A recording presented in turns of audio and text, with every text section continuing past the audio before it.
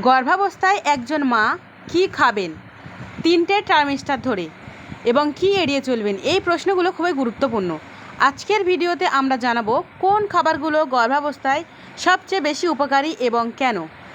প্রথম 3 মাসের খাবার অর্থাৎ ফার্স্ট ট্রাইমেস্টার, এখানে পুষ্টি ফোকাস রাখতে হবে। ফলিক অ্যাসিড খেতে হবে অর্থাৎ আয়রন বড়ি এবং ভিটামিন B6।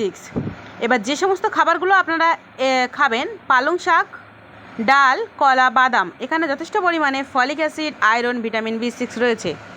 এবার আসছি দ্বিতীয় ত্রৈমাসিকের খাবার অর্থাৎ সেকেন্ড ট্রাইমেস্টারে, এখানে পুষ্টি ফোকাস রাখতে হবে ক্যালসিয়াম, ওমেগা-3 এবং ভিটামিন ডি।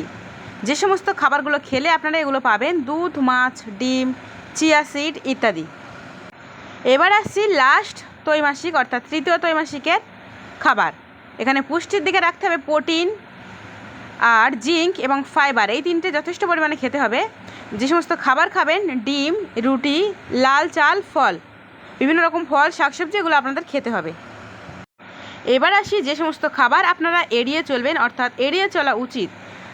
অতিরিক্ত চিনি, কাঁচা মাছ, মাংস, অতিরিক্ত ক্যাফেনযুক্ত খাবার একদম এড়িয়ে চলা উচিত এবং সারাদিন যথেষ্ট পরিমাণে বিশ্রাম নিতে হবে। গর্ভাবস্থায় সঠিক খাবার শুধু শিশুর বিকাশ নয়, মায়ের সুস্থতার জন্যও অপরিহার্য।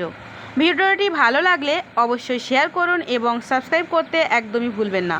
দেখা হচ্ছে পরের ভিডিওতে।